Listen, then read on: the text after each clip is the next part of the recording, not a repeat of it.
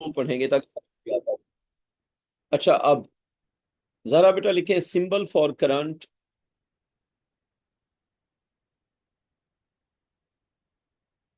Symbol for current is I.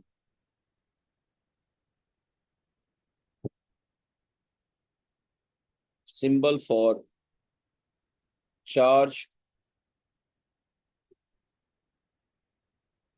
Is Q. Symbol for time is T. तो ज़ारा बेटा हमने ये सीखा कि करंट होता है चार्ज ओवर टाइम। क्या होता है ज़ारा बेटा? करंट बेटा होता है चार्ज ओवर टाइम। तो हम लिखेंगे current is charge over time. तो करंट की जगह पे लिखेंगे आई, चार्ज की जगह पे लिखेंगे तो आई क्या हो गया? करंट। चार्ज की जगह पे लिखेंगे क्यू और टाइम की जगह पे लिखेंगे टी। ज़ारा बेटा फिजिक्स में हम जो कुछ पढ़ते हैं उसका कोई ना कोई यूनिट भी होता है, हर चीज का यूनिट होता है। तो करंट का, चार्ज का, टाइम का, इनका भी कोई ना कोई यूनिट होगा।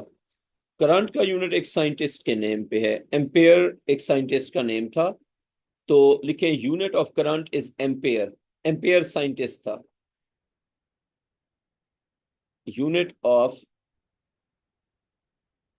Current is ampere, represented by capital A. बेटा करंट का यूनिट एम्पेयर होता है और उसको रिप्रेजेंट करते हैं ज़ारा बेटा कैपिटल ए के साथ। बेटा नीचे लिखें unit of charge,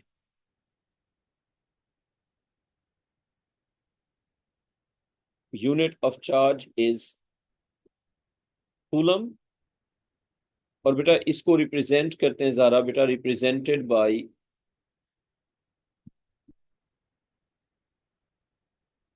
capital C. तो कूलम का सिंबल क्या होता है बेटा? Capital C. उसके बाद बेटा लिखें unit of time is second, represented by Zara बेटा कैपिटल एस या smaller S? Small S. Smaller S. ठीक है। तो ये सारी चीजें हमने लिख दी, ये कर लो कॉपी। कुछ बच्चों ने बाद में ज्वाइन किया है तो मैं शुरू से एक बार बता दूं। बेटा हम कर रहे हैं रिवीजन एंड, हुरिया कौन है? अच्छा बेटा हम कर रहे हैं revision and practice of electricity. तो बेटा पहला टॉपिक है electrical quantities and basic definitions. बेटा पहला टॉपिक है electrical quantities and basic definitions. बेटा दूसरा टॉपिक है इलेक्ट्रिक सर्किट्स। और तीसरा टॉपिक है प्रैक्टिकल इलेक्ट्रिसिटी। ये तीन टॉपिक हैं इलेक्ट्रिसिटी में। और हम अभी पहला टॉपिक कर रहे हैं definitions. Define current, charge, electric potential और वोल्टेज। तो अभी हम करंट पे हैं। अच्छा ज़ारा बेटा करंट को हमने क्या डिफाइन किया है कि ये होता है जी rate of flow of charge. Charge का रेट ऑफ फ्लो क्या होता है? करंट मतलब कितना चार्ज मूव करेगा 1 सेकेंड में। अब करंट की इक्वेशन क्या हो गई? Current equals to charge moved over time taken. अच्छा करंट का सिंबल क्या होगा? Symbol for current is I, symbol for charge is Q, symbol for time is T. So I equals Q over T. अच्छा उसके बाद current का unit हो गया एम्पेयर, चार्ज का यूनिट हो गया कूलम और टाइम का यूनिट हो गया सेकंड। ठीक है ज़ारा बेटा, हो गया कॉपी यहां तक? जी सर। चले बेटा आगे चलते हैं। अब इससे रिलेटेड हम एग्जांपल करते हैं। फर्स्ट एग्जांपल लिखें, example number 1।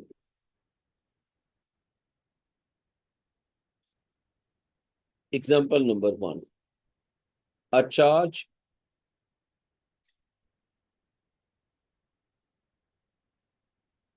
of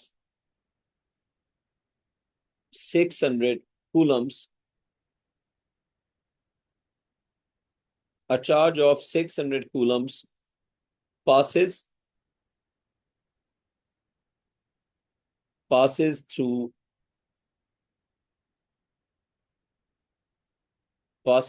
a television in 1 minute. In 1 minute, find current. अब हमने 3 चीजों पे वर्क करना है। ये रिलेशन है जी करंट का, चार्ज का और टाइम का। तो बेटा सबसे पहले हम लिखेंगे Q। जरा बेटा Q किसका सिंबल होता है? चार्ज का ना बेटा, Q सिंबल हो गया चार्ज का। फिर बेटा हम लिखेंगे T, वो सिंबल हो गया टाइम का। और फिर हम लिखेंगे I, और वो सिंबल हो गया करंट का। जरा बेटा आप अगर मुझे बताती जाए चार्ज कितना गिवन है बेटा, जल्दी से। जरा बेटा। Sir 600 Coulomb's. अच्छा थोड़ा सा रुक जाए, आई थिंक लैग आ रहा है, मैं जरा स्क्रीन दोबारा शेयर कर लूं।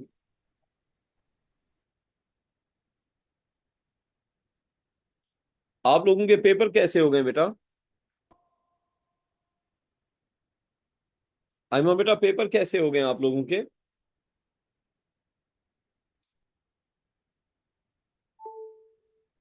अच्छे हो गए। हाँ, और ये जंग आपके पेपरों के फौरन बाद लगी है। साइंसेस वालों का तो बड़ा फायदा हो गया है। सर आखिरी पेपर वाले दिन लगी थी हमारे जंग। तो आपका आखिरी पेपर हो गया था या रह गया था? अभी बस कुछ घंटों में होने लगा था। नहीं, तो अब पेपर वो हुआ है या नहीं हुआ? सर हो गया। अच्छा वो हो गया, ठीक है। लेकिन जिनके साइंसेस के पेपर हैं उनकी काफी मौज लगी हुई है, उनके तो मतलब अभी तक तो नहीं हुए, आगे अब देखते हैं। मुझे वैसे डाउट है कि अगले वीक में जो पेपर्स हैं वो मुश्किल ही हूँ शायद। अच्छा सर अच्छा। इस्लामाबाद का कोई भी कैंसिल नहीं हुआ, सिर्फ लाहौर और पंजाब में हुआ है। नहीं, अभी पिछले 2 पेपर कैंसिल हुए हैं। जो पिछले 2 पेपर थे वो कैंसिल हुए हैं अभी। जो पेपर थे ना थर्सडे को और फ्राइडे को, वो कैंसिल हुए हैं बेटा। सर अच्छा थर्सडे का नहीं आया, फ्राइडे का आया था। नहीं, थर्सडे को भी कैंसिल हुए हैं पेपर। जो थर्सडे को जिनके पेपर थे वो नहीं हुए बेटा। अच्छा चार्ज है जी 600 कूलम्स। तो ये हो गया 600 कूलम्स। अच्छा टाइम है जी 1 मिनट, यानी कि 60 सेकेंड्स। और हमने फाइंड करना है जी करंट। तो current equals charge over time. तो करंट इक्वल्स टू बेटा ये हो गया 600 कूलम्स। और ज़ारा बेटा टाइम कितना है? 1 मिनट ना, दैट जी इज 60 सेकंड। 60 सेकेंड्स। तो कूलम पर सेकंड जो है वो होता है एम्पेयर। तो करंट होगा हमारे पास फिर 10 और एम्पेयर। पहले हम पूरा वर्ड लिखेंगे एम्पेयर, और फिर सिर्फ कैपिटल ए लिख देंगे, तो इट इज 10 एम्पेयर। ज़ारा बेटा लिख दिया, तो आगे चलते हैं। हो गया यहाँ तक? जी सर लग। ठीक है। ईमान बेटा हो गया कॉपी? जी सर। ये एक एग्जांपल हो गई करंट के कैलकुलेशन की। अच्छा अब लिखें एग्जांपल नंबर 2। ईमान बेटा जल्दी जल्दी एग्जांपल नंबर 2। आपने बेटा एक टेबल फिल करना है, इसमें लिखा हुआ है सबसे पहले क्वांटिटी,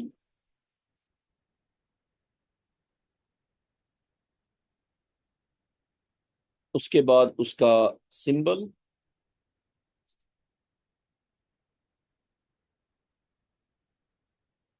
उसके बाद उसका यूनिट, और उसके बाद सिंबल फॉर यूनिट। तो सबसे पहले आप लिखें जी चार्ज। फिर बेटा आप लिख लें टाइम। और फिर आप लिख लें करंट। हाँ ज़ारा बेटा चार्ज का सिंबल क्या होता है बताएं जरा जल्दी जल्दी। सी। क्यू होता है ना? है ईमान बेटा टाइम का सिंबल सॉरी टी। सॉरी, मुझे लगा यूनिट का, सॉरी। टी। अच्छा, और टी। बेटा करंट का सिंबल आई। आई। अच्छा, अब ईमान जरा बताएं चार्ज का यूनिट क्या होता है बेटा? कूलम्स और टाइम का सेकेंड्स।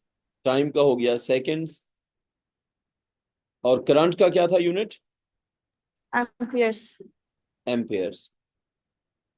और कूलम का सिंबल कैपिटल सी, सेकंड का सिंबल छोटा एस, और एम्पेयर का सिंबल कैपिटल ए। ईमान बेटा कर लें कॉपी तो मुझे बता दें। ठीक है। सामिया बेटा कॉपी हो गया? जी सर। महानूर आपने कर लिया कॉपी बेटा? महानूर शबीर। अच्छा जी बच्चों, अब चलते हैं इसके आगे। अब हेडिंग दो चार्ज। अब हम चार्ज को करते हैं डिफाइन। बेटा चार्ज का आपने केमिस्ट्री में ये पढ़ा है कि इट इज इलेक्ट्रॉन प्रोटॉन जो भी, ठीक है। चार्ज को मेजर करने का जो मेथड होता है फिजिक्स में वो डेफिनेशन होती है। तो चार्ज की जो हम फिजिक्स में डेफिनेशन लिखते हैं वो है product of current and time. Zara बेटा क्या डेफिनेशन है product of current and current in time. Time? ये देखे ना, उसी फार्मूले को हमने रीअरेंज करके लिख दिया। I equals to Q over T, तो I into T will be equal to Q. ठीक है, तो इस हिसाब से देखें तो क्यू बन जाएगा करंट और टाइम का प्रोडक्ट। तो हम चार्ज को डिफाइन करेंगे, हम कहेंगे it is product of current and time. तो charge equals to current into time. तो चार्ज का सिंबल होगा Q, करंट का होगा I, और ज़ारा बेटा टाइम का सिंबल होगा T। तो ये बनेगा Q is equal to I into T. हाँ बेटा ज़ारा आ गई समझ? जी सर। तो करंट का सिंबल क्या बन गया? चार्ज का Q, करंट का I और टाइम का T। यहां तक हम पहुंच गए, अब आगे चलते हैं। अब देखें हम इलेक्ट्रिसिटी को स्टडी क्यों करते हैं, इलेक्ट्रिसिटी का यूज क्या होता है, इलेक्ट्रिसिटी हमें क्या प्रोवाइड करती है। असल पर्पस होता है इलेक्ट्रिकल एनर्जी। इलेक्ट्रिसिटी से हम एनर्जी एक्सट्रैक्ट करते हैं। अब इलेक्ट्रिकल एनर्जी का क्या कॉन्सेप्ट है, तो हेडिंग दें, लिखें इलेक्ट्रिकल एनर्जी। ज़ारा बेटा क्या हेडिंग देनी है? इलेक्ट्रिकल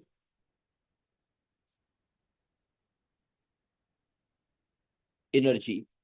तो इलेक्ट्रिकल एनर्जी का पहले तो हमने ये बताना है कि ये हमारी डेली लाइफ में कैसे जो है एक्ट करती है। लिखें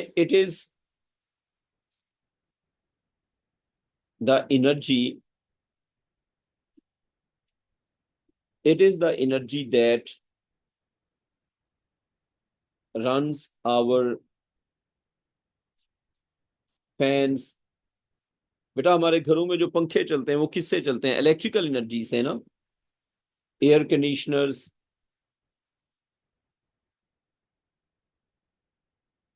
वाटर पंप्स, ईटीसी। ईमान बेटा ऐसे ही है ना, हमारे घरों में जो पंखे चलते हैं, एसी चलते हैं, मोटर चलते हैं, वाटर पंप चलते हैं, वो सारे इलेक्ट्रिकल एनर्जी से चलते हैं। क्या ख्याल है, ऐसे ही है ना? जी। अब इलेक्ट्रिकल एनर्जी आती कहाँ से, डिवेल्प कैसे होती है? अब इलेक्ट्रिकल एनर्जी का जो कॉन्सेप्ट है माइक्रो लेवल पे, वो ये है कि जब कोई चार्ज दूसरे चार्ज के सराउंडिंग्स में होता है तो उसकी एनर्जी डिवेल्प हो जाती है। क्यों? बिकॉज ऑफ अट्रैक्शन या रिपल्शन। जैसे जीपी होती थी, अगर मैं आपसे ये पूछूं जीपी क्यों होती है, तो आप कहेंगे अर्थ की अट्रैक्शन की वजह से।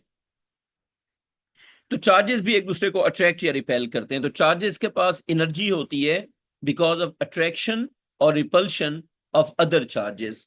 तो हम इसको यूं कह सकते हैं, अगर हम ये लिखें, ओरिजिन ऑफ इलेक्ट्रिकल एनर्जी कहां से आती है?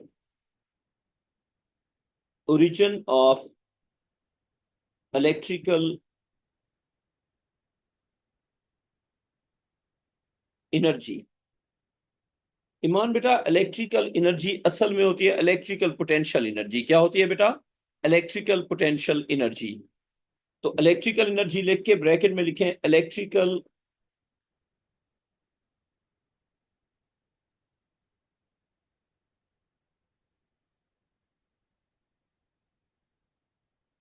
Electrical potential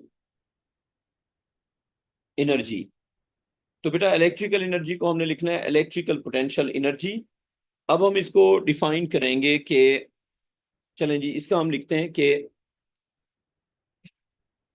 electrical potential energy, electrical potential energy is the energy of charges, is the energy of charges due to electrical potential energy is the energy of charges due to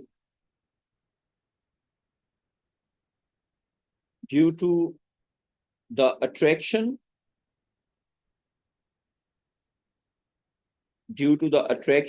or repulsion of other surrounding charges। हाँ जी ईमान बेटा, क्या बात समझ आई कि एक charge के पास जो electrical energy होती है वो किसकी वजह से होती है बेटा? उसके सराउंडिंग में जो और ज्यादा चार्ज होते हैं उसके अट्रैक्शन या रिपल्शन की वजह से। ईमान बेटा, आ गई ये पहली बात समझ? जैसे जी सर। एक इलेक्ट्रॉन के पास, एक प्रोटॉन के पास क्यों होगी एनर्जी? उसके पास एनर्जी होगी बिकॉज ऑफ अट्रैक्शन या repulsion of the other charges. अच्छा, अब अगर आपसे एक क्वेश्चन पूछा जाए, what will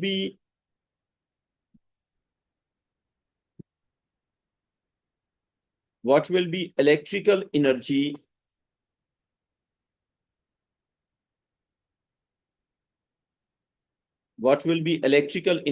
of an isolated charge? ईमान, इसका अगर आप आंसर करें, एक आइसोलेटेड चार्ज के पास इलेक्ट्रिकल एनर्जी होगी या नहीं होगी बेटा? जीरो नहीं होगी, वजह बताएं क्यों?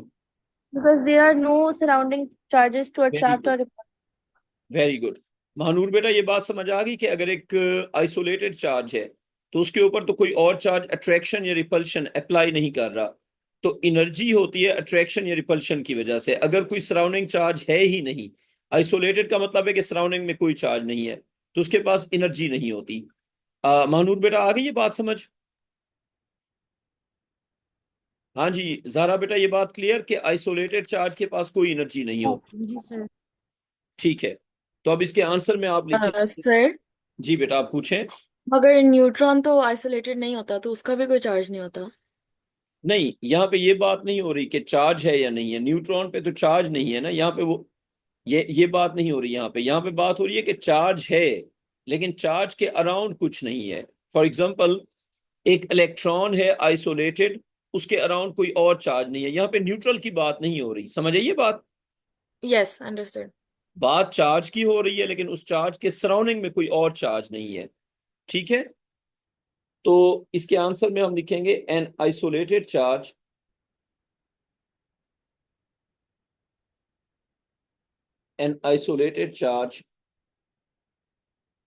will not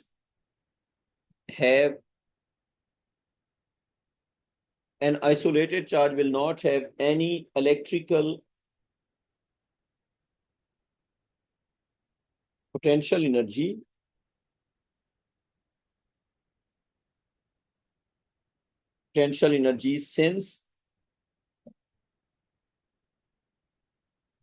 since it does not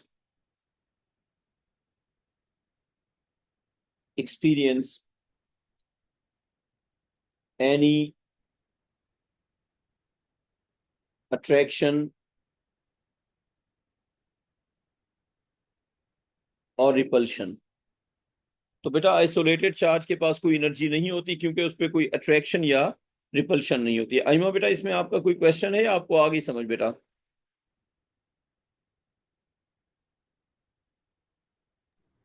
Sir, that's fine. Thank you. हाँ बेटा क्लियर यहाँ तक? Yes. ठीक है।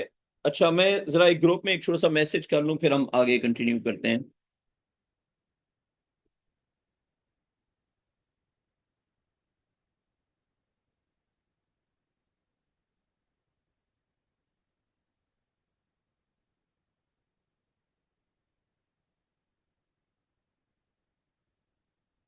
अच्छा जी अब इसके हम चले गए आगे।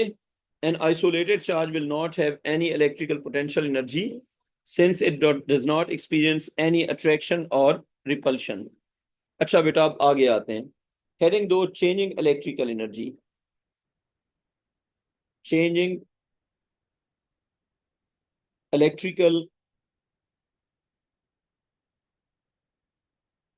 Electrical energy. अच्छा मैं अब कुछ क्वेश्चन पूछता हूँ जो आप मुझे बताते हैं। ज़हरा बेटा दो इलेक्ट्रॉन अगर सेम जगह पे होंगे तो वो अट्रैक्ट करेंगे या रिपेल करेंगे, जल्दी से बताएं। ज़हरा बेटा दो इलेक्ट्रॉन एक दूसरे को रिपेल करेंगे या अट्रैक्ट करेंगे, जल्दी जल्दी बेटा। ईमान, दो electron, if you have two electrons and they are close together, they will attract or repel? Repel. Repel. तो रूल क्या है? Similar charges will repel while opposite charges will attract। तो पहली बात हम ये लिखेंगे कि सिमिलर जो एक जैसे चार्जेस होंगे वो करेंगे repulsion. Similar charges will repel while opposite charges will attract। जहां पे भी हमारे पास होंगे सिमिलर चार्जेस वो रिपेल करेंगे, जहां पे भी अपोजिट चार्जेस होंगे वो अट्रैक्ट करेंगे। नो फॉर एग्जांपल बेटा हमारे पास हैं दो नेगेटिव चार्जेस, ठीक है? तो ईमान ये रिपेल करेंगे या अट्रैक्ट करेंगे? Repel. रिपेल करेंगे। तो ये इनकी हो गई फोर्स। तो ये इस फोर्स को हम कह सकते हैं this is repulsion. This is repulsion. और ये रिपल्शन की जो फोर्स है ये है कौन सी force? This is electric force. This is electric force. अच्छा अब ये बताएं जरा ज़हरा बेटा, अगर एक है प्रोटॉन और दूसरा भी है प्रोटॉन, बेटा ये भी रिपेल करेंगे या अट्रैक्ट करेंगे, क्या ख्याल है? रिपेल। ये भी रिपेल करेंगे। तो इनकी भी जो इलेक्ट्रिक फोर्स है वो रिपल्सिव होगी। और आइमा बेटा अट्रैक्ट कब करेंगे? जब एक होगा प्रोटॉन और एक होगा इलेक्ट्रॉन। तो पॉजिटिव चार्ज और नेगेटिव चार्ज जब भी होंगे they will attract each other. अच्छा अब आपने अपने प्रीवियस टॉपिक्स में ये पढ़ा हुआ है कि जब कोई ऑब्जेक्ट मूव करता है और उस पर फोर्स एक्ट करती है तो वर्क होता है। मैं रिपीट करता हूँ, आपने अपने प्रीवियस टॉपिक्स में बेटा ये पढ़ा हुआ है कि जब कोई ऑब्जेक्ट मूव करता है और उस पर फोर्स होती है तो उससे क्या होता है? वर्क होता है, ठीक है? तो अब अगर हम यहाँ पे यही बात अप्लाई करते हैं, फोर्स एक्ट कर रही है, अगर इस फोर्स के अंडर एक चार्ज मूव करेगा तो उसके ऊपर वर्क होगा। अब या तो मोशन फोर्स की डायरेक्शन में हो सकता है या मोशन फोर्स के ऑपोजिट हो सकता है। तो हमने ऊपर लिखा है चेंजिंग इलेक्ट्रिकल एनर्जी, तो इसका मैं रूल आपको लिखवा देता हूं। इसका पहला रूल लिखे, when ever a charge whenever a charge moves in the whenever a charge moves in the direction of electric force, हाँ ज़हरा बेटा इसका क्या कहेंगे, work is by the force या अगेंस्ट द फोर्स? अगर चार्ज फोर्स की direction में move करे तो work is by the force या work is against the force? By the force? हाँ जी, अगर फोर्स की डायरेक्शन में मूव करेगा तो वर्क होगा बाय द फोर्स। तो ज़ारा बेटा क्या ख्याल है, जब चार्ज फोर्स की डायरेक्शन में जाएगा तो उसकी एनर्जी बढ़ेगी या कम होगी?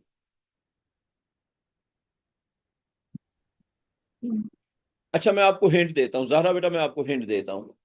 जब कोई चीज जमीन के टूवर्ड्स गिरती है, जब कोई चीज अर्थ के टूवर्ड्स गिरती है, तो वो ग्रेविटी की डायरेक्शन में जाती है या ग्रेविटी के अगेंस्ट जाती है? सोचें जरा। Something is moving towards the earth, तो it is moving in the direction of gravity या अगेंस्ट द ग्रेविटी ज़ारा बेटा? Direction of gravity. तो जब कोई चीज डायरेक्शन ऑफ ग्रेविटी में जाती है तो उसकी जीपी कम होती है। तो इलेक्ट्रिकल एनर्जी का भी यही कॉन्सेप्ट होता है। फोर्स की डायरेक्शन में जाएंगे एनर्जी कम होगी, फोर्स के अगेंस्ट जाएंगे एनर्जी बढ़ेगी। ज़रा बेटा इस बात को बेशक रट लो, फोर्स की डायरेक्शन में जाएंगे तो एनर्जी क्या होगी बेटा, कम होगी। कम होगी। फोर्स के अगेंस्ट जाएंगे तो एनर्जी बढ़ेगी। ये मैं लिखवा देता हूँ। मुझे किसी बच्चे की कॉल आ रही है, जरा मैं चेक कर लूं।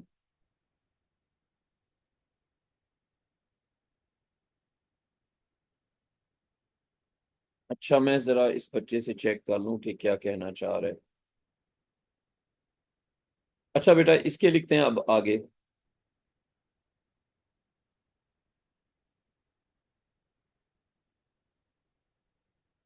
जरा बेटा बस 1 second.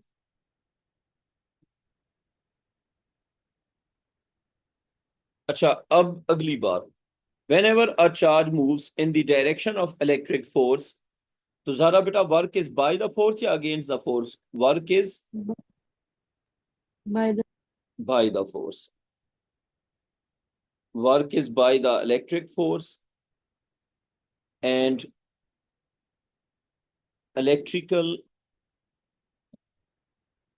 electrical potential and electrical potential energy, also called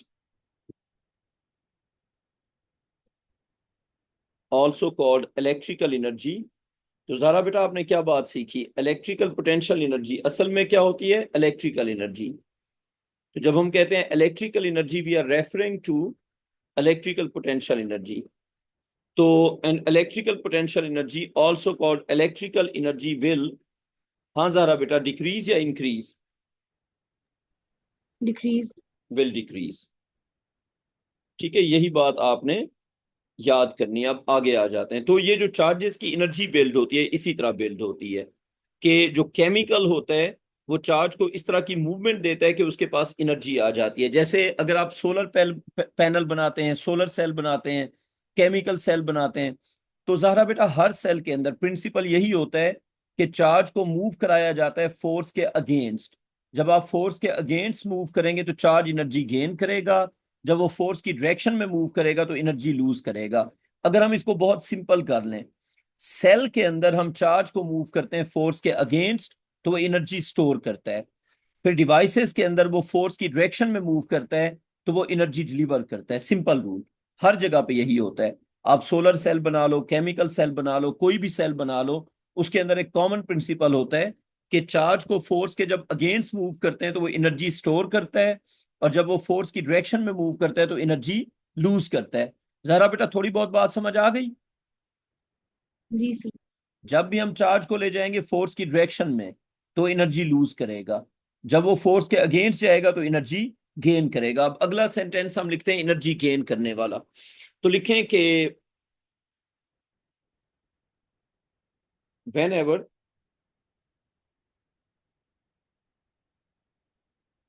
whenever a charge whenever a charge moves opposite whenever a charge moves opposite to the electric force, it gains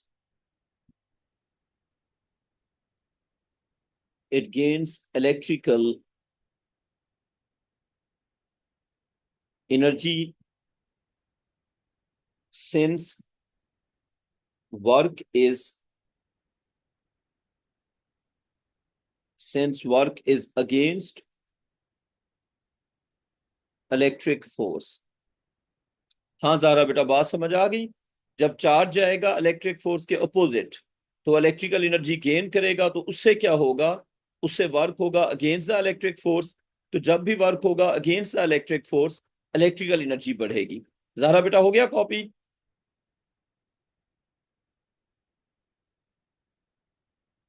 Zaara बेटा कॉपी कर लिया यहां तक? जी सर कर लिया. ठीक है, अब मैं इसकी थोड़ी सी आपको प्रैक्टिस करवा देता हूं. एक क्वेश्चन लिखें इससे रिलेटेड. पहले कॉलम में लिखें मूवमेंट,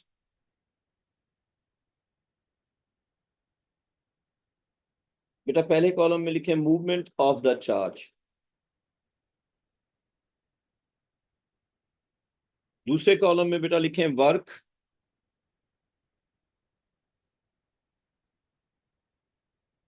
बाय और अगेंस्ट द इलेक्ट्रिक फोर्स. आपने बताना है कि वर्क बाय द फोर्स हुआ या वर्क अगेंस्ट द फोर्स हुआ. और बेटा थर्ड कॉलम में लिखना है इलेक्ट्रिकल, थर्ड कॉलम में ज़ारा बेटा लिखना है इलेक्ट्रिकल पोटेंशियल एनर्जी गेन्ड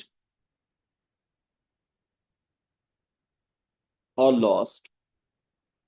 ये हमने यहाँ पे फिल करना है. ठीक है जी, तो शुरू करते हैं. Movement of the charge, work by और against the electric force, electrical potential energy gained या फिर लॉस्ट. तो बेटा नंबर 1, 2 electrons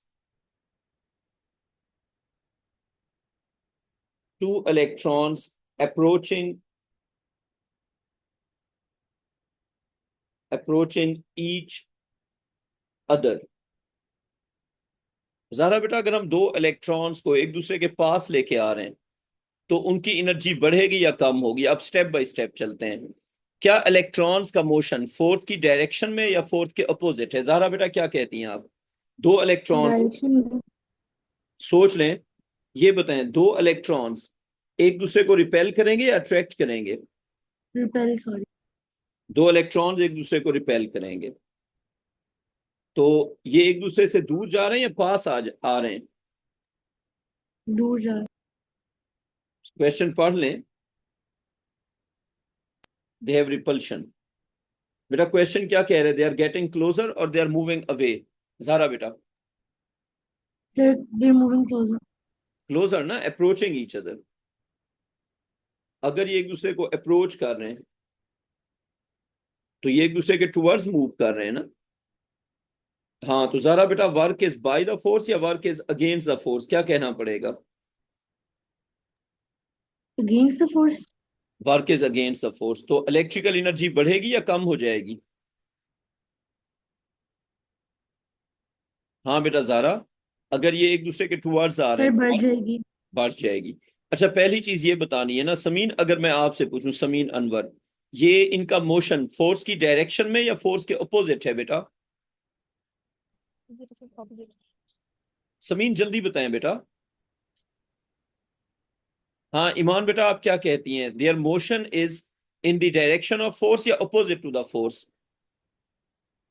ये जो अभी आपने बनाए हैं हाँ हाँ, इनका opposite to the they repelling against each other, तो इनका बाय द फोर्स है. नहीं बेटा ऐसे तो ना करें. देखें इलेक्ट्रॉन आ रहे हैं एक दूसरे के करीब और वो रिपेल कर रहे हैं, तो उनकी फोर्स आउटवर्ड्स है ना और मोशन इनवर्ड्स है. तो मोशन और फोर्स सेम डायरेक्शन में या अपोजिट डायरेक्शन में? आप देखें जरा, किसी भी एक इलेक्ट्रॉन का मोशन उसकी फोर्स की डायरेक्शन में या फोर्स के अगेंस्ट है बेटा? ईमान ऑपोजिट है. अपोजिट है ना, तो इसको क्या कहेंगे? वर्क बाय द फोर्स या work against the force? Against the force. Against the force. तो यहाँ पे हम लिखेंगे. सर जी बेटा आप बताएं. वैसे नेचुरली तो ये नहीं होता ना, आपको एक कोई एक्सटर्नल हाँ, फोर्स भी ये तो लगानी केमिकल होगी इनको केमिकल करीब तो करने इसीलिए के लिए. इसीलिए केमिकल हम यूज करते हैं ना. ये तो सेल के अंदर एनर्जी बिल्ड होने का प्रोसेस बता रहे हैं. Obviously you need external source of energy for this type of motion. This is not the natural motion. For this type of motion you need external source of energy, and that external source is the chemical. ठीक है? Yes, understood.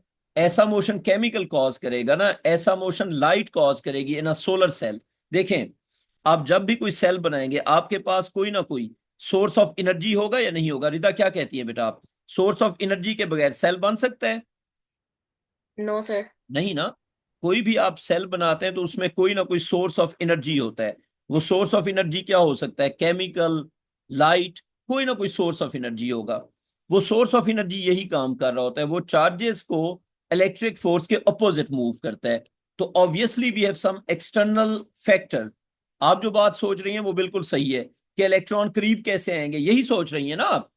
तो electron तो दूर जाएंगे, लेकिन कोई external factor होगा जो उन इलेक्ट्रॉन्स को करीब लेके आएगा। अब ठीक है? Yes, sir. Understood. ज्यादा बेहतर सेंटेंस पता है क्या होगा? जैसे मैंने कहा electrons are approaching each other, तो मुझे कहना चाहिए electrons are being being moved. ये इलेक्ट्रॉन्स मूव नहीं कर रहे, बीइंग मूव्ड हैं। तो अगर यहाँ पे कोई बंदा कहे electrons are moving towards each other, all हम कह देते हैं, लेकिन ये बात सेंस नहीं बनाती। ज्यादा बेहतर क्या होगा? Electrons are being moved towards each other. Rida बेटा अब आ गई बात समझ? Yes, sir. अब आ गई है सारा समझ. आपको भी समझ आ गई कि इलेक्ट्रॉन्स तो एक दूसरे से अवे जी जाते सर। हैं ना, तो अगर वो करीब आ रहे हैं तो कोई एक्सटर्नल फोर्स एक्ट कर रही है। ठीक है? जी अच्छा, सर। आप यहाँ पे क्या लिखेंगे? Work is by the force या अगेंस्ट द फोर्स? यहाँ पे हम लिखेंगे work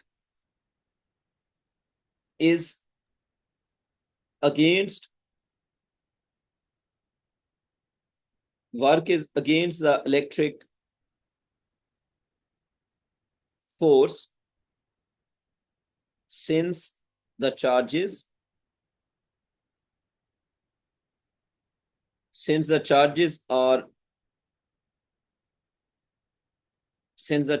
are moving opposite to electric force. रिदा बेटा आखिरी कॉलम में क्या लिखना है कि चार्जेस आर गेनिंग एनर्जी और लूजिंग एनर्जी?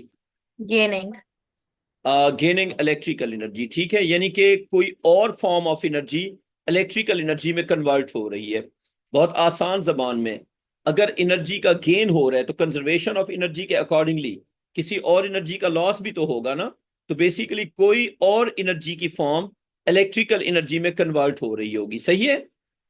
तो द चार्जेस, सर ये जो आपने अभी कहा है वो मुझे समझ नहीं आई. मैं लिखवा सर भी मुझे दूंगा। भी नहीं। देखें, अगर चार्जेस एनर्जी गेन कर रहे हैं तो एनर्जी कहीं ना कहीं से तो आएगी ना। तो Yes.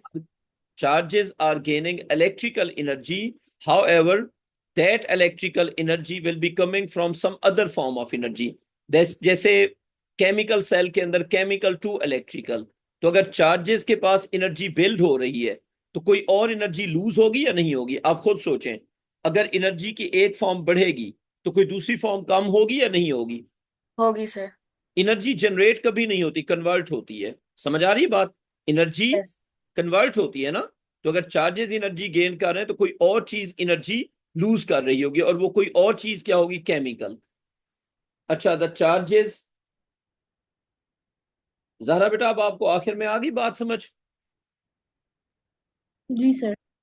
The charges are gaining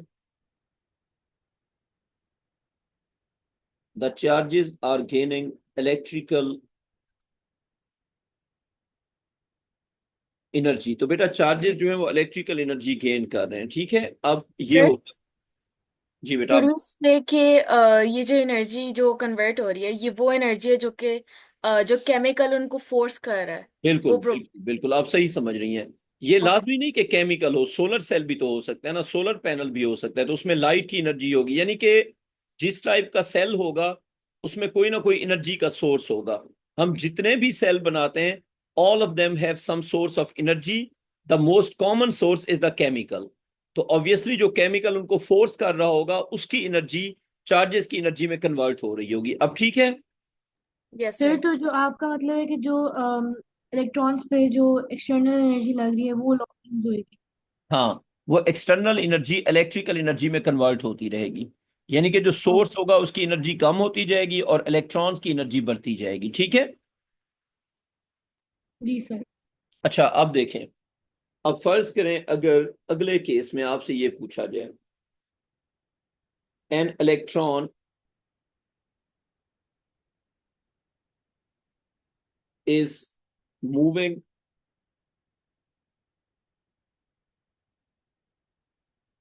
towards a proton। हाँ रिदा बेटा, अब इस केस में work is by the force या अगेंस्ट द फोर्स? पहली बात, अब मोशन फोर्स की डायरेक्शन में है या अपोजिट है? उससे भी पहले, इलेक्ट्रॉन और प्रोटॉन बेटा अट्रैक्ट करेंगे या रिपेल करेंगे? अट्रैक्ट। अट्रैक्ट करेंगे। तो अच्छा, अब रिदा बेटा आपको ये समझ आ गई कि चार्जेस के पास एनर्जी किस वजह से होती है? उनके इन बिटवीन अट्रैक्शन या रिपल्शन की वजह से। और जब चार्जेस की मूवमेंट होती है, उस मूवमेंट में या तो वो एनर्जी गेन करते हैं या वो एनर्जी लूज करते हैं। तो बेसिकली चार्जेस की मूवमेंट से वर्क होता है। जब चार्जेस मूव करेंगे तो वर्क होगा, जब वर्क होगा तो एनर्जी कन्वर्जन होगी, जब भी वर्क होगा उसमें एनर्जी कन्वर्जन होगी। तो चार्जेस की जो मोशन है या तो वो इलेक्ट्रिक फोर्स की डायरेक्शन में होगी या वो इलेक्ट्रिक फोर्स की अपोजिट होगी। अगर वो इलेक्ट्रिक फोर्स की डायरेक्शन में होगी तो चार्जेस एनर्जी लूज करेंगे, अगर वो उसके अपोजिट होगी तो चार्जेस एनर्जी गेन करेंगे। और जब अपोजिट वाली मूवमेंट होगी तो उसमें कोई ना कोई एक्सटर्नल सोर्स ऑफ एनर्जी होगा। अब ये देखें, हमारे पास एक है इलेक्ट्रॉन और एक है प्रोटॉन। तो रिदा बेटा, दे आर अट्रैक्टिंग और रिपेलिंग? अट्रैक्टिंग। अट्रैक्टिंग। चलें, इसको हमने लिख दिया इलेक्ट्रॉन, बेटा इसको हमने लिख दिया प्रोटॉन, और ये जी एक दूसरे को कर रहे हैं अट्रैक्ट। तो फोर्स हमारे पास हो गई अट्रैक्टिव या अट्रैक्शन। तो बेटा इनका जो मोशन है वो टुवर्ड्स ईच अदर है या अवे फ्रॉम ईच अदर है? इट्स टुवर्ड्स ईच अदर ना? यस। जी। तो बेटा इनका मोशन है टुवर्ड्स ईच अदर।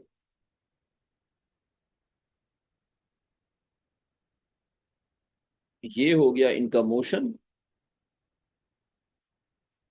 हाँ बेटा Rida, work is by the force या work is against the force?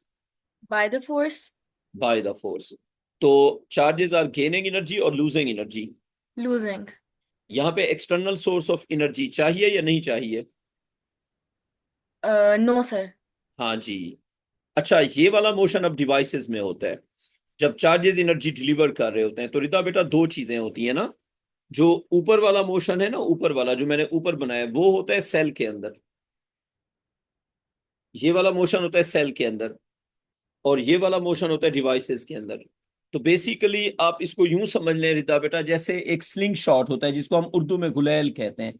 पता है ना गुलेल का रिदा बेटा, जिसको स्लिंग शॉट कहते हैं। Yes yes. अब उसमें रबर होता है ना, उस रबर को खींचते हैं छोड़ते हैं। तो ये चार्जेस के साथ भी यही काम हो रहा है। जैसे स्लिंग शॉट को हम कैसे ऑपरेट करते हैं? We pull it, when we pull it it stores energy. अच्छा रिदा बेटा ये बताएं, जब हम एक स्लिंग शॉट को पुल करते हैं तो उसमें जो रबर का मोशन है वो फोर्स के अगेंस्ट होता है या फोर्स के डायरेक्शन में होता है? चले मैं आपसे एक और सवाल पूछता हूं, जब हम एक स्प्रिंग को एक्सटेंड करते हैं तो स्प्रिंग के विद इन जो फोर्स होती है, हमारा मोशन उस फोर्स के डायरेक्शन में होता है या फोर्स के अगेंस्ट होता है? Sir against. अगेंस्ट होता है, इसलिए उसमें एनर्जी बिल्ड होती है। और फिर जब हम उसको रिलीज करते हैं तो उसका मोशन फोर्स की डायरेक्शन में होता है, तो वो एनर्जी डिलीवर करता है। चार्जेस का भी यही काम होता है। जिस तरह हम स्लिंग शॉट को ऑपरेट करते हैं, सेल भी इसी तरह ऑपरेट होता है। तो केमिकल क्या करता है, वो चार्जेस को क्लोज कर देता है, चार्जेस के ऊपर इस तरह का वर्क करता है कि उनकी एनर्जी बिल्ड होती है। फिर चार्जेस जब अपने आप से मूव करते हैं तो एनर्जी डिलीवर करते हैं। थोड़ा बहुत आइडिया समझ आ गया? यस। केमिकल चार्जेस को ले जाता है इलेक्ट्रिक फोर्स की उल्टी डायरेक्शन में, अगेंस्ट लेके जाता है। फिर जब उन चार्जेस को छोड़ा जाता है तो वो वापस जाते हैं इलेक्ट्रिक फोर्स की डायरेक्शन में और वो एनर्जी डिलीवर करते हैं। और इस प्रोसेस में जब वो एनर्जी डिलीवर करते हैं तो हम एनर्जी गेन करते हैं, हमारे पंखे, हमारी मोटर्स, हमारे एसी इससे चलने लगते हैं। बात समझ आ गई ना? Yes sir. ये और डिवाइस ये बात नहीं समझ नहीं आई हाँ नीचे समीन वाली। बेटा, हाँ समीन। तो ये दूसरी बात समझ नहीं आई जो अट्रैक्शन मैं- वाली डिवाइसेस वाली बात हुई आपने। हाँ हाँ, दूसरी बात ये है ना, देखें सेल के अंदर चार्जेस एनर्जी गेन करेंगे और डिवाइसेस के अंदर चार्जेस एनर्जी लूज करेंगे। इसका सिंपल प्रिंसिपल क्या होगा, जो केमिकल होगा वो चार्जेस को मूव करेगा इलेक्ट्रिक फोर्स के अगेंस्ट, उस प्रोसेस में चार्जेस की एनर्जी बढ़ेगी, फिर चार्जेस मूव करेंगे फोर्स की डायरेक्शन में जैसे हमने अभी बनाया हुआ है, तो उस केस में चार्जेस की एनर्जी लूज होगी, लेकिन वो एनर्जी कन्वर्ट होगी वॉशिंग मशीन की एनर्जी में, फैन की एनर्जी में। उस एनर्जी को फिर हम एक्सट्रैक्ट करेंगे। पहले हम इस नंबर 2 को फिल कर लें, फिर आगे समझते जाएंगे। तो रिता बेटा, नंबर 2 में हमने क्या लिखना है? Work is by the force या against the force? By Sameen, आप क्या कहती हैं? नंबर 2 में आपको क्या समझ आ रही है? मोशन फोर्स की डायरेक्शन में है, तो वर्क बाय द फोर्स या work against the force? by the force. Bye the force. तो इस प्रोसेस में चार्जेस एनर्जी लूज करेंगे। तो समीन, अगर चार्जेस एनर्जी लूज करेंगे तो चार्जेस की इलेक्ट्रिकल एनर्जी किस किस काम में यूज होगी, किस चीज में कन्वर्ट होगी? ऑब्वियसली डिवाइसेस की एनर्जी में। अगर लैंप होगा तो लाइट में। रिता बेटा, बात समझ आ रही है कि चार्जेस जब एनर्जी लूज करेंगे तो वही एनर्जी लाइट, हीट और डिफरेंट फॉर्म्स में कन्वर्ट होगी, ठीक है? Yes sir. तो इसमें वर्क, सर रिमोट में वो किस चीज में कन्वर्ट हो रही है? क्या चीज बेटा? एक टीवी रिमोट में वो किस चीज हाँ, में कन्वर्ट उसमें ये होगी? कन्वर्ट हो रही है इलेक्ट्रोमैग्नेटिक रेडिएशन में, आईआर में, इंफ्रारेड रेडिएशन में, हीट में ओके। कन्वर्ट हो रही है। बेटा, रिमोट के जो सिग्नल्स होते हैं वो हीट होती है ना? यस। या हाँ, तो वो हीट में कन्वर्ट हो रही है। अच्छा, work is done, work is done by the electric force and electrical energy, क्या कहेंगे बेटा, लॉस्ट या गेन्ड? क्या कहेंगे बेटा रिदा? Lost. Electrical energy is loss. Lost, ठीक है। अच्छा, अब हम आ जाते हैं आखिरी कॉलम में। आखिरी कॉलम का आंसर हम पहले ही वैसे लिख चुके हैं कि एनर्जी लूज होगी या गेन होगी। तो इलेक्ट्रिकल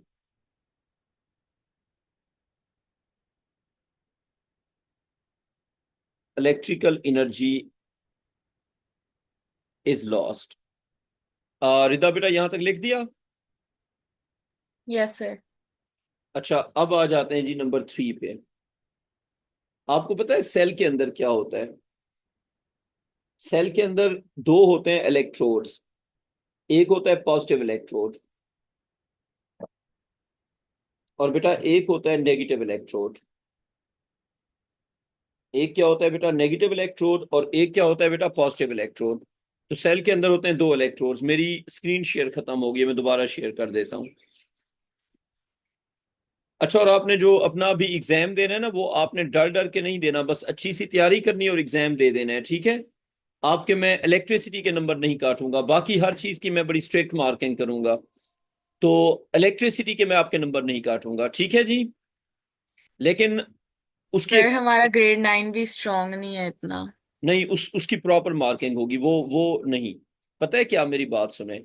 लेकिन उसकी मैं कंडीशन लगाऊंगा ना, जो बच्चे इलेक्ट्रिसिटी की क्लासेस ले रहे हैं मेरे साथ, उनके मैं इलेक्ट्रिसिटी के नंबर नहीं काटूंगा। अगर कोई बच्चा क्लासें नहीं ले रहा, जैसे अभी मैं आपकी अटेंडेंस मार्क कर लूंगा ना, तो जो बच्चे इलेक्ट्रिसिटी की क्लासेस ले रहे हैं, ये मैंने अटेंडेंस अभी मार्क कर दी है। अच्छा, अब जो बच्चे इलेक्ट्रिसिटी की क्लासेस ले रहे हैं उनके मैं इलेक्ट्रिसिटी के नंबर नहीं काटूंगा। लेकिन अगर कोई बच्चा क्लासें नहीं ले रहा, तो वो तो सीरियसनेस शो नहीं कर रहा ना। तो आप अटेम्प्ट सारा पेपर करेंगे, आपकी यूनिट 1 की भी मार्किंग होगी, थर्मल की भी मार्किंग होगी, वेव्स लाइट की भी मार्किंग होगी। इलेक्ट्रिसिटी के क्वेश्चन आप एज अ प्रैक्टिस करेंगे, ठीक है जी? बेटा, इतनी कंसेशन भी बहुत है ना, ठीक है यस इमरान सर। साहब? देखें, हमारा अब रूल ये है कि हमने इलेक्ट्रिसिटी की करनी है प्रिपरेशन, अभी हम कर रहे हैं। जितना प्रिपरेशन हो जाएगी। ऑब्वियसली हम पूरा तो नहीं कर सकेंगे ना, कम टाइम है। तो बाकी सारी चीज की मैं एग्जैक्ट मार्किंग करूंगा, स्ट्रिक्ट, या जिस तरह प्रॉपर कैम्ब्रिज की मार्किंग होती है। इलेक्ट्रिसिटी वाला जो पार्ट है, उसमें मैं आपके नंबर नहीं काटूंगा, ठीक हो गया? देखिए, उससे पहले वाला तो थोड़ा बहुत किया हुआ है ना। अब आपने, जहरी सी बात है, उसमें कोशिश करनी है, जितना कर सकोगे करोगे ना। इलेक्ट्रिसिटी वाले पार्ट में मैंने आपको कंसेशन दे दी है। अच्छा, अब देखें, अब ये हो गया पॉजिटिव प्लेट और ये हो गया नेगेटिव प्लेट। अब फर्ज करें जी, यहां पे हमारे पास एक नेगेटिव चार्ज है, और ये है बेटा इसका मोशन। ये नेगेटिव चार्ज है बेटा इलेक्ट्रॉन। हाँ जी रिता बेटा, आप बताएं। इस इलेक्ट्रॉन का जो मोशन है वो फोर्स की डायरेक्शन में या फोर्स के अपोजिट है बेटा? डायरेक्शन में। हाँ जी, इसका जो मोशन है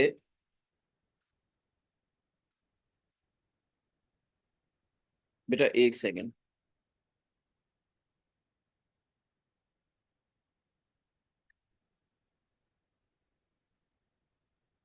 बेटा, सिर्फ एक second.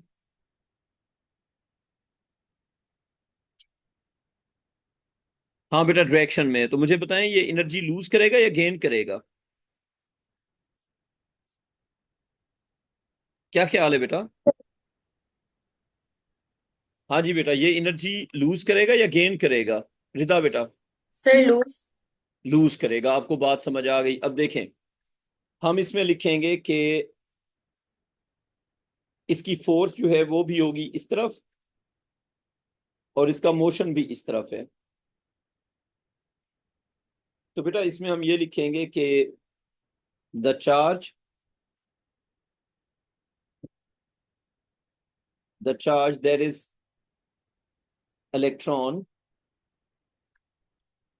the charge that is electron is moving in the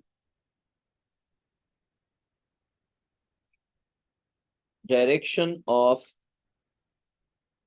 electric force. So work, हाँ रिदा बेटा, work is by the force या against the force? Bye the force. Work is by the electric force. Work is by the electric force. तो अब ये बताएं कि ये charge energy lose कर रहा है या गेन कर रहा है? लूज। हाँ जी, चार्ज इज लूजिंग। और चार्ज के पास एनर्जी होती कौन सी है? इलेक्ट्रिकल। हाँ जी, charge is losing electrical energy. ठीक हो गया। अब इसके बाद चलते हैं आगे।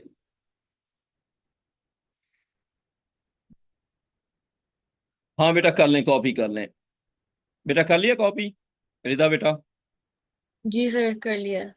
ठीक है। अब आपको ये वाला रूल समझ आ गया कि जब चार्ज जाएगा उसकी डायरेक्शन में तो एनर्जी क्या करेगा? लूज करेगा।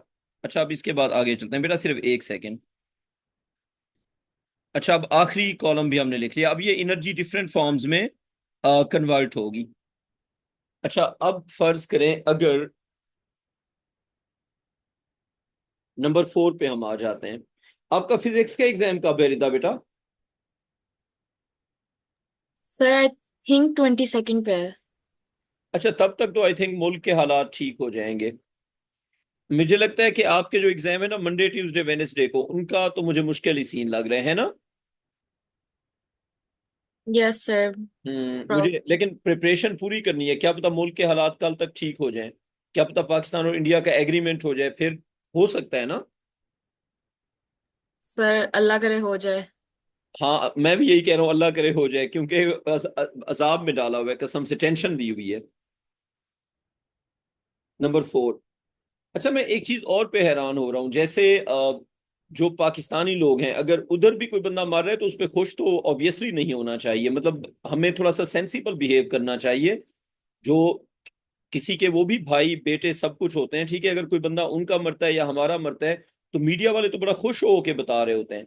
अब मीडिया वालों को कभी बॉर्डर पे भेजो, फिर इनको पता चलेगा ना कि जान की कीमत क्या होती है। एक सोचने वाली बात है। Yes sir exactly. कसम से इतना चस्के लेके बता रहे होते हैं। अब जिन लोगों के भाई बेटे या बाप आर्मी में हैं, दे नो दैट कि ये टेंशन किस तरह की होती है। ठीक है, इन मीडिया वालों को तो पता भी नहीं है ना कि जो बॉर्डर पे खड़ा होता है बंदा, उसकी जिंदगी, हर चीज, उसकी औलाद क्या, उसके कितने मसले होते हैं। आज नंबर 4 पे आ जाते हैं। अब ये देखें, ये हो गया पॉजिटिव चार्ज। अब इधर से, और पाकिस्तानी अवाम पागल हुई हुई है, चलो जी अटैक करो, अटैक करो, अटैक करो। मतलब ऑब्वियसली आर्मी वाले कर लेंगे, लेकिन कोई इसका मतलब सेंसिबल अप्रोच होनी चाहिए। अच्छा, अब उधर वाले तो बिल्कुल ही पागल हो चुके हैं। ये हो गया नेगेटिव। अच्छा रिदा बेटा, अब अगर इलेक्ट्रॉन मूव कर रहे हैं इस तरफ,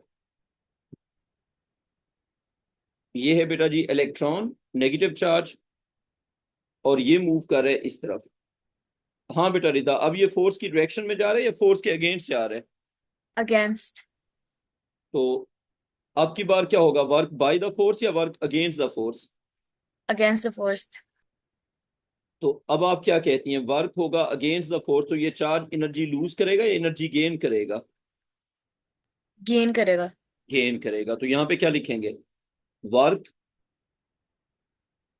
is against work is against the electric force, work is against the electric force, charge is gaining. हाँ समीन बेटा, अब आपको आ गई समझ या अभी भी कंफ्यूज हैं? समझ आ गई मुझको। आ गई समझना? जी जी। अच्छा, charge is gaining electrical energy. हाँ बेटा रिदा, हो गया कॉपी यहाँ तक? यस सर, हो गया। ठीक है, अब आज का एक आखिरी क्वेश्चन, फिर यहां से आगे कल कंटिन्यू करेंगे। तो आज का एक आखिरी क्वेश्चन ये है कि इस क्वेश्चन का फर्स्ट पार्ट लिखें। लिखें स्टेट। अच्छा, आप लोगों के पेपर कब खत्म हो गए थे? मैं तो वेट कर रहा था कि आप लोग मुझे कहेंगे कि सर पेपर खत्म हो गए तो हम पढ़ाई शुरू करते हैं। तो ये तो शुक्र है मैंने मैसेज कर लिया था। सर अभी 7 को ही तो खत्म हुआ है। अच्छा 7th को, चलो ठीक है, मैं मतलब टाइमली मैंने मैसेज कर लिया था। लेकिन आप जी लोगों ने तो मुझे नहीं बताया ना कि हमारे पेपर खत्म हो गए हैं। सर बस करने ही लगे थे वीकेंड पे आपको मैसेज, थोड़ा 2 दिन तो हमें सुकून के लिए चाहिए थे। अच्छा, अभी जो आपके होने ना एग्जाम ये स्कूल वाले, इसमें ज्यादा टेंशन नहीं लेनी, बस अच्छी सी प्रिपरेशन करनी है और अच्छा सा एग्जाम दे देना है, ठीक है? तो कम से कम फिजिक्स में मुझे ये पता है कि अभी आपके दूसरे एग्जाम हुए, तो आपके पास बहुत टाइम नहीं है प्रिपरेशन का, लेकिन अपनी बेस्ट एफर्ट करनी है, ठीक है ना? यस सर, इंशाल्लाह। अच्छा, लिखो state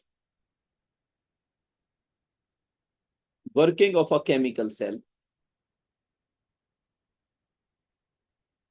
state working of a chemical cell. अच्छा, अब इसमें पता है हम क्या बताएंगे? इसमें हम यही बताएंगे कि जो केमिकल होता है वो चार्ज को मूव करता है, जिसकी वजह से चार्ज एनर्जी गेन करता है, ठीक है? अब वो मूव किस तरह करता है? ऑब्वियसली वो चार्ज को इलेक्ट्रिक फोर्स के अगेंस्ट लेके जाता है। तो जब वो चार्ज को इलेक्ट्रिक फोर्स के अगेंस्ट लेके जाता है तो वर्क होता है अगेंस्ट द फोर्स। तो बेसिकली चार्ज की एनर्जी बढ़ती है और केमिकल की एनर्जी कंज्यूम होती है। रिता बेटा, बात समझ आ गई कि केमिकल सेल में क्या होता है? केमिकल एक्ट करता है as a external source of energy. और वो क्या करता है? वो चार्ज को मूव करता है उसकी जो इलेक्ट्रिक फोर्स होती है उसके अगेंस्ट, जिसकी वजह से चार्ज एनर्जी बिल्ड करता है। बात समझ आ गई? Yes sir. ठीक है, तो इसमें हम बस यही लिखेंगे कि केमिकल, जो हम सेल के अंदर केमिकल भरते हैं वो होता है जी आपका external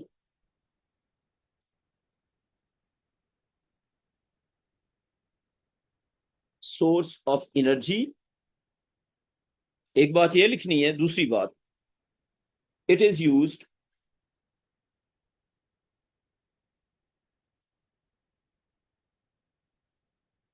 used to drive the charge. बात आ गई समझ बेटा? तो केमिकल है जी एक्सटर्नल सोर्स ऑफ एनर्जी, और ये यूज होता है एज अ एक्सटर्नल। हाँ बेटा, लिख दी ये बात रिदा बेटा? Yes sir. ठीक है, तो क्या बात हुई कि केमिकल जो है वो एक्सटर्नल सोर्स ऑफ एनर्जी है। तो वो क्या करता है? वो चार्ज को ड्राइव करता है इनसाइड द सेल। तो chemical is the external source of energy, it is used to drive the charge. अगली बात, केमिकल ड्राइव्स और पुशेस केमिकल ड्राइव्स और पुशेस द चार्ज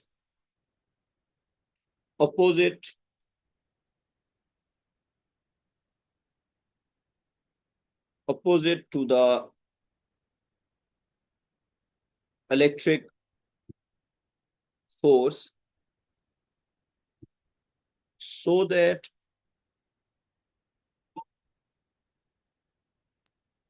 सर आपने कहा the था charge, ये सॉरी, ये आपने कहा था कि आप एनर्जी स्टोर करने के लिए यूज होती है ना? हाँ हाँ, तो जो केमिकल होगा वो चार्ज को मूव करके उसको एनर्जी देगा ना, और वही एनर्जी हम बाद में यूज करेंगे, ठीक है। जी सर। हाँ, तो हमने क्या लिखा तो कि it is used to drive the charge. Chemical drives or pushes the charge opposite to the electric force so that the charge can store electrical energy. Rita बेटा, आज का आखिरी क्वेश्चन, उसके बाद हम कल यहीं से फिर शुरू करेंगे। नंबर 2 लिखें। Sir, so as a result, does it lose energy or does it gain energy? Chemical will lose energy and charge will gain energy. Okay. Chemical is losing energy, charge is gaining energy. ठीक है। अच्छा, number 2 लिखें। State, जैसे TV remotes में भी तो sales ही होते हैं। बिल्कुल ऐसे ही है। तो टीवी रिमोट्स में ये होता है ना, जो सेल होता है उसके केमिकल की एनर्जी चार्ज को मिलती है, तो केमिकल एनर्जी कन्वर्ट होती है इलेक्ट्रिकल एनर्जी में, फिर चार्ज वो एनर्जी देता है। वहां पे एक होता है हीटिंग एलिमेंट, वहां पे एक एंटेना होता है, वो उसको देता है, तो वो उसको फिर आईआर सिग्नल में कन्वर्ट करता है। Basically chemical to electrical to electromagnetic radiations. Remote के अंदर जो एनर्जी कन्वर्जन होती है वो यूं चलती है ना, chemical of the cell, chemical of the cell to electrical of the charge to electromagnetic radiations और सिग्नल, ठीक है। तो सर इन द सेल जो कि रिमोट में होता है, हाँ उसमें तो आपके इलेक्ट्रॉन और इलेक्ट्रॉन ही होते हैं जिनको पॉजिटिव, लाइक वो रिपेल कर रहे होते हैं, मगर केमिकल की वजह से उनको करीब लाया जाता है, इसलिए फोर्स होती है। हाँ, फिर ऐसे बाद में क्या वो प्रोटॉन इलेक्ट्रॉन भी इससे गुजरते हैं? नहीं, बेसिकली जो सेल होता है ना, वो तो मैंने आपको समझाने के लिए बताया, उसमें इलेक्ट्रोड्स होते हैं। तो केमिकल क्या करता है, बेसिकली बेसिकली ये होता है, सेल के अंदर होते हैं इलेक्ट्रोड्स, और उन इलेक्ट्रोड्स पे होते हैं चार्जेस। जैसे सेल के अंदर ना, जब आप इस तरह का कोई सेल लेती हैं तो उसके अंदर होता है, आ, यहाँ पे एक कैप होती है ना सेल की, ये इस तरह का सेल होपफुली आपने देखा हुआ होगा है। यस। तो इसका ये जो कैप होता है ये पॉजिटिव होता है, और ये जो इसकी बॉडी होती है ये नेगेटिव होती है, ठीक है। अब ये नेगेटिव पॉजिटिव क्यों होता है वो हम बाद में डिस्कस करेंगे। अब केमिकल क्या करता है, केमिकल ये करता है कि इलेक्ट्रॉन्स को वो इस पॉजिटिव साइड से उठा के इधर मूव करता है। इलेक्ट्रॉन जो है ना वो पॉजिटिव के साथ चिपके होते हैं, तो केमिकल उनको पॉजिटिव से उठा के नेगेटिव पे मूव करता है। तो आप मुझे ये बताएं, जब इलेक्ट्रॉन जाएगा नेगेटिव के टूवर्ड्स, तो फोर्स किस तरफ होगी, इस तरफ ना। जी। तो इस तरह से एनर्जी बिल्ड होती है। यानी कि केमिकल क्या करता है, केमिकल का काम ये होता है कि वो पॉजिटिव टर्मिनल से जो इलेक्ट्रॉन चिपके होते हैं उनको वहां से उठा के नेगेटिव टर्मिनल पे पहुंचाता है, यहां पे। फिर ये जो इलेक्ट्रॉन नेगेटिव पे पहुंच गए हैं, ये बाहर से, ये डिवाइस है, फिर ये इलेक्ट्रॉन यहां से मूव करते हैं बाहर के सर्किट से। आ रही है समझ। यस सर, अब यानी कि समझ। सेल के अंदर से केमिकल क्या करता है, इलेक्ट्रॉन्स को उठा के नेगेटिव पे पहुंचाता है, फिर वही इलेक्ट्रॉन बाहर से डिवाइस में से नेगेटिव टू पॉजिटिव मूव करते हैं। तो सेल के अंदर इलेक्ट्रॉन गेनिंग इलेक्ट्रिकल एनर्जी, इसको केमिकल मूव कर रहे हैं ना। और जब यही इलेक्ट्रॉन बाहर से जाता है, आउटसाइड सर्किट से जाता है, तो हाँ बेटा अब आ गई समझ। Yes sir. सेल के अंदर होता है work by the force, cell के, sorry, work against the force. आप यूं देखें ना, सेल के अंदर जब ये इलेक्ट्रॉन मूव कर रहे हैं तो ये फोर्स के अगेंस्ट मूव कर रहे हैं, और यहाँ पे ये फोर्स की डायरेक्शन में मूव कर रहे हैं। हाँ रिदा बेटा, अब समझ आ रही है कि सर्किट में से जब इलेक्ट्रॉन मूव करता है तो वो फोर्स की डायरेक्शन में मूव करता है, और सेल में से जब मूव करता है तो फोर्स के अगेंस्ट मूव कर रहा होता है। तो केमिकल चार्ज को फोर्स के अगेंस्ट लेके जाता है। अब आ गई बेटा बात समझ। यस सर, अब आ गई। चलें, यहां से आगे फिर कल करेंगे, ठीक है। यहाँ तक आज हम रोक देते हैं, यहाँ से आगे फिर इंशाल्लाह कल कंटिन्यू करेंगे। कल हमारी क्लास होगी 2:30 पे, जो कि हमने टाइम डिसाइड किया हुआ है। टेक केयर बेटा, अल्लाह हाफिज़ सर। अल्लाह हाफिज बेटा।